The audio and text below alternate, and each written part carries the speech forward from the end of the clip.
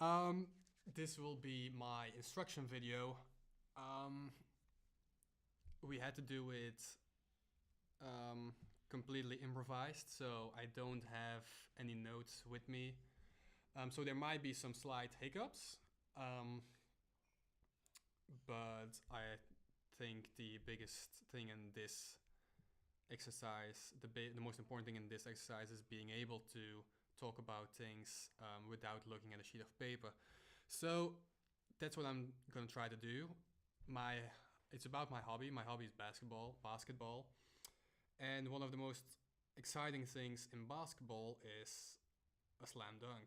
So in today, I will try to teach you some steps on how to increase your vertical leap and maybe eventually dunk. Now, I want to say in advance that there are obviously a bunch of, um, yeah, how do I say it? Some criteria that some people just don't meet. Now, you don't have to be tall, but it certainly helps.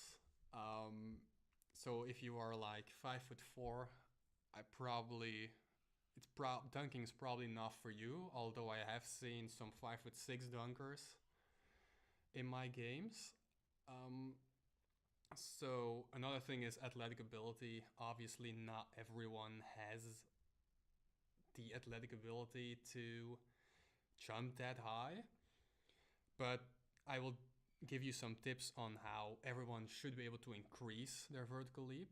Um, so if you are an average guy, 5'11", I think is the average height, and you have an average athletic ability, you will certainly be able to dunk after my workout, I guess, is done. Now, you need two things to dunk. A vertical leap is actually a combination of speed and strength. So the first thing we will be working on is strength. Now, leg strength, it's pretty easy to build up. Obviously, you can do a bunch of squats, you can do a bunch of lunges, you can do some toe raises, but that's just to increase the strength of your legs. What you want to increase for jumping is the fast twitch muscles in your legs, which are trained differently than just in your normal legs.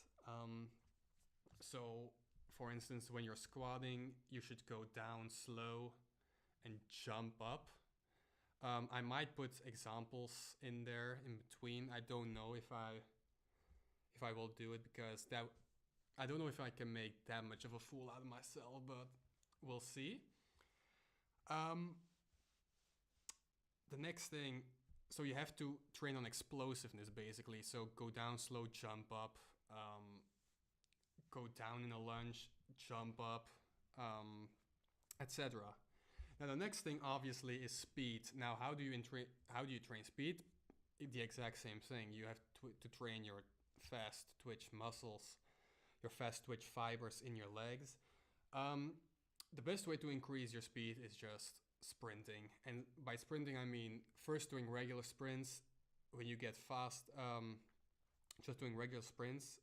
Then you do some sprints with bags or a weight vest or just some weights on your ankles.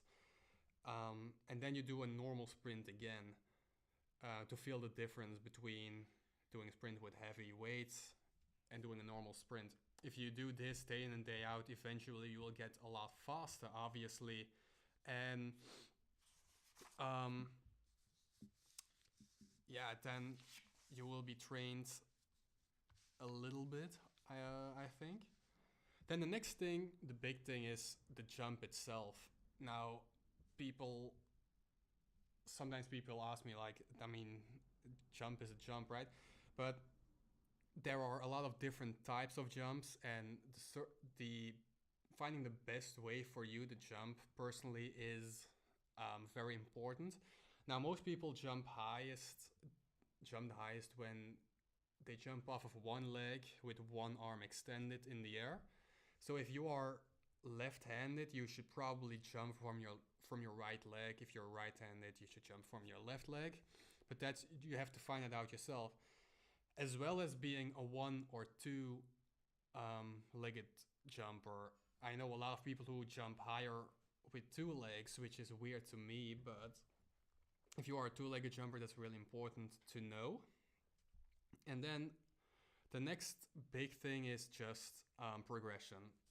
So doing the training routine, training on explosiveness day in, day out. Well, 4 or 5 times a week, week in, week out, 4 or 5 times a week in, week out, week in, week out.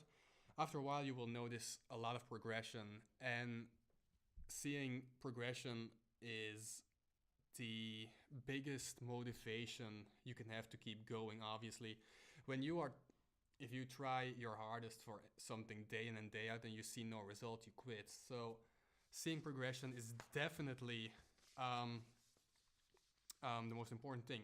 Now, one more thing about progression. If progression comes and you think you can dunk, the best thing you can do is actually jump and try to grab the rim. Jump and try to grab the rim. Jump and try to get the rim. After a while, you can start dunking a tennis ball, which is really small, so you can just try to put it in there. That's how I did it. Then with a volleyball, with a soccer ball, and eventually you can dunk with a basketball. And who knows, if you are tall and if you are pretty talented maybe, and have some athletic ability, maybe you can do some of these things. And yeah, I hope you have enjoyed this video, completely improvised. So I hope it came out okay. Enjoy. Enjoy dunking a basketball.